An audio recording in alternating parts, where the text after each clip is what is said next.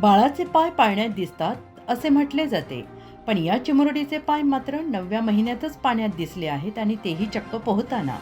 9 महिन्यांची असल्यापासूनच रत्नागिरीच्या शासकीय जलतरण तलावात पोहायला सुरुवात करणाऱ्या वेदा परेश सरफरे हिचा प्रवास अवघ्या 1 वर्ष 9 महिन्यांचे असताना इंडियन बुक ऑफ रेकॉर्डपर्यंत पोहोचला आहे. या चिमुरडीने 100 मीटरचे अंतर 10 मिनिटे आणि 8 सेकंदात पूर्ण करत हिंदुस्थानातील सर्वात लहान जलतरणपटू बनली आहे. 9 महिन्याची ही चिमुरडी खरं तर तिचं ते रडण्याचं वय, पण ती त्या वयात रडणं विसरून पोहणं शिकत होती. वेदाचा मोठा भाऊ शासकीय जलतरण तलावात रोज सराव करतो. तो राज्यस्तरीय स्पर्धेतही सहभागी झालेला आहे. रुद्रला घेऊन त्याची आई पायल सरफरे शासकीय जलतरण तलावावर येत होती. त्याच वेळेस तिच्या कमरेवर बसून वेदा हे जलतरण तलावातील पोहणं पाहायची.